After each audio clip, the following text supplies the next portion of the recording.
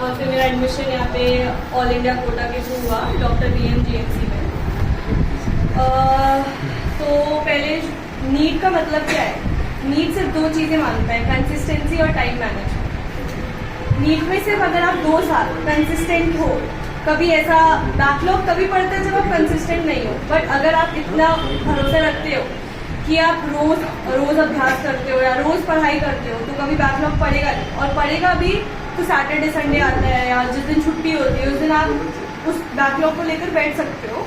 और बैकलॉग जितना नहीं पढ़ने दोगे उतने तुम रिविजन कर पाओगे, और जितने रिविजन कर पाओगे उतने तुम एफिशिएंट होगे नीट के एग्जाम में। क्योंकि नीट को इतना हाई IQ नहीं मांगता है, बट नीट कंसिस्टेंसी मांगता है एटलीस्ट। तो जैसे कि 3 अपने सब्जेक्ट्स है, बायोलॉजी, फिजिक्स और केमिस्ट्री। बायो पूरी की पूरी NCERT से आती है, बट NCERT जितना इजी है उतना इजी लगता नहीं है। हर एक लाइन में एक क्वेश्चन है, जितनी बार पढ़ोगे उतनी बार एक नई चीज़ मिलती है। तो चाहे वो बॉटनी की तरफ हो चाहे वो जूलॉजी की तरफ हो, जितनी बार तुम उसको पढ़ोगे ना तुम्हें एक डिफरेंट व्यू पॉइंट मिलेगा, और बस उस जितने व्यू पॉइंट्स मिलेंगे उतने ही क्वेश्चंस मिल जाएंगे, ये समझो। तो बायो में सिर्फ और सिर्फ NCERT पढ़ो, जो तुम्हारा वीक है उसको 10 बार पढ़ो, जो एटलीस्ट एक चैप्टर को 4 बार तो मिनिमम पढ़ो एक साल में। और वो कोई हार्ड एंड फास्ट नहीं है, क्योंकि MBBS में तो तुम कितने 50 पेज का एक चैप्टर होता है, इधर तो इतना भी नहीं है, इधर सिर्फ 5-10 पेज का जो चैप्टर है। तो जितनी बार तुम पढ़ोगे ना तुमको एक नया क्वेश्चन मिलेगा, और उस चीज पे फोकस करो।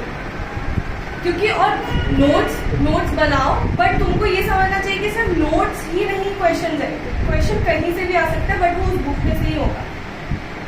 तो बायो के लिए तो सिर्फ और सिर्फ NCERT ही पढ़ो। अगर ऐसा होता है कभी कभार कि, और नीट में क्या होता है, हमारे टाइम में बहुत सारे मैच द फॉलोइंग थे, और फिर मैच द फॉलोइंग थे या ट्रू फॉल्स असर्शन रीजन जो भी होता है, तो उसके लिए तुमको टाइम मैनेजमेंट आना चाहिए। तुम इतनी बार शायद वो लाइन पढ़ लो कि अगर तुमने वो लाइन देखा तो तुमको आगे कंटिन्यूएशन पता उस लाइन का कि बुक में क्या है, तो तुम्हारे लिए कुछ डिफिकल्ट नहीं है। उसके बाद बायो के लिए NCERT करो, और जितने मैक्सिमम क्वेश्चंस कर सकते हो विद टाइम लिमिट उतना अच्छा होगा। क्योंकि तुम बायो को तुमको बायो में बहुत प्रिसाइज रहना है और सबसे कम टाइम लेना है, ताकि तुम फिजिक्स और केमिस्ट्री को दे सको। क्योंकि तुम बायो लेकर नहीं बैठ सकते, आधा पेपर बायो है, बट तुमको बहुत कम टाइम बायो को डिवोट करना। उसके लिए तुम्हें मैक्सिमम चैप्टर पढ़ना पड़ेगा बार। उसके बाद फिर केमिस्ट्री, तो केमिस्ट्री अपनी फिजिकल, ऑर्गेनिक और इनऑर्गेनिक है। फिजिकल न्यूमेरिकल बेस्ड ही होती है, तुमको इतने कोई हाई फाई फॉर्मूले भी नहीं है, बस एक अंडरस्टैंडिंग है, छोटे मोटे फॉर्मूले हैं, उनको मैनेज करके क्वेश्चन सॉल्व करना है। बट उसमें मैक्सिमम क्वेश्चन सॉल्व करो। NCERT के पीछे जो भी 2-3 पेज के क्वेश्चन होते हैं बहुत अच्छे होते हैं कंसेप्ट बनाने के लिए, तो वो करो। तुम्हारे को किधर भी अटकना नहीं चाहिए, और थोड़ी कैलकुलेशन जितनी करोगे उतने तुम फास्ट होगे, ताकि पेपर में भी कभी ऐसा प्रॉब्लम ना आए कि तुम्हारे टाइम लिमिट हो रहा है। ये शायद तुम्हारा बोर्ड का पेपर हो या स्कूल का पेपर हो, उसमें भी काम आएगा। क्योंकि फिजिकल केमिस्ट्री टफ नहीं होती, बट वो कैलकुलेशन ऐसा कर देते हैं कि उसमें हम लोग घबरा जाते हैं। बट उसके लिए तुमको थोड़ा प्रिसाइज होना पड़ेगा, और तुमने बहुत बार वो कैलकुलेशन कर रखी है, ऐसा होना चाहिए। फिर अपनी ऑर्गेनिक केमिस्ट्री मेरी भी वीक थी, तो फिर ऑर्गेनिक केमिस्ट्री में मैंने क्या किया था, मेरे को एक चीज समझ में आने लग गया था कि आता NCERT का ही ऑर्गेनिक केमिस्ट्री, उसको सिर्फ वो 2-3 रिएक्शंस को जोड़ देते हैं, तो तुमको वो रिएक्शंस को बस इतना मतलब दिमाग में होना चाहिए कि अगर ये रिएजेंट है तो यही बनेगा, और बस वो उसको कनेक्ट करके बहुत मतलब दूसरा मॉलिक्यूल बनाते हैं। इट्स नथिंग डिफरेंट, और अगर जो डिफरेंट आता भी है वो प्रीवियस ईयर में मिल जाता है, उससे कोई ऐसा अलग ही रिएजेंट कुछ अलग ही नहीं देते। तो अगर तुम NCERT के रिएक्शंस के खरो हो ना, तुमको डर लगता बंद हो जाएगा, तुम 80% सॉल्व कर लोगे, और 10% तो जो बहुत अच्छा है उसको भी नहीं होता है। तो इतना क्या टेंशन लेगा, जब तुम्हारे NCERT से 80-85% हो जाता है तो वो बेटर है ना।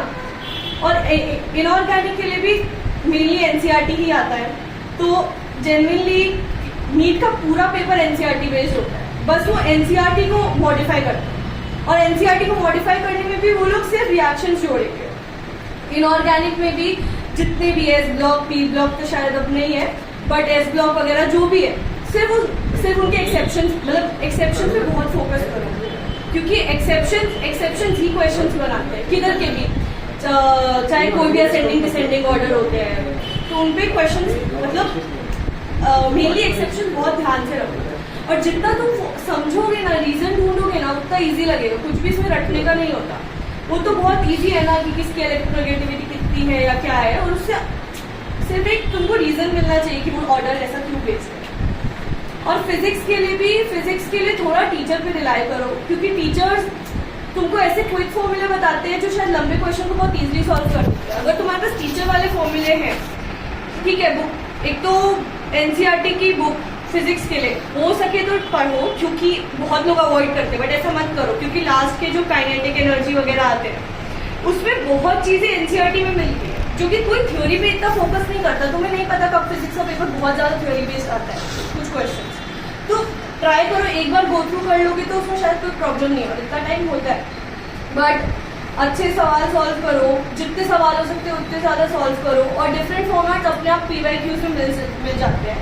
और थोड़ा जब टीचर्स फॉर्मूले बता रहे होते हैं तो उनको ध्यान रखो और एक जगह लिख के रखो, ताकि वो तुम्हारे दिमाग में बैठे कि मतलब ये फॉर्मूला इससे जल्दी सॉल्व हो जाएगा। क्योंकि जितने तुमको फॉर्मूले आते हैं ना, उससे तुम्हारे को बहुत टाइम मैनेजमेंट में हेल्प मिलता है, और जितना तुम टाइम मैनेज एफिशिएंटली कर लोगे ना, उतने अच्छे से तुम्हारे क्वेश्चन सॉल्व हो जाएंगे। तो उसके लिए तुम्हारे को सिर्फ प्रैक्टिस की जरूरत है। प्रैक्टिस के साथ अपने आप एफिशिएंसी बढ़ती है, तो तुमको कंसिस्टेंट रहना अपने प्रैक्टिस के साथ। और फिर 12th के बोर्ड्स भी आते हैं बाद में, बट वो अपने आप ही, जैसे तुम एनसीईआरटी स्ट्रॉन्ग करोगे वो अपने आप हो जाता है, इतना कुछ उसमें है नहीं अलग से।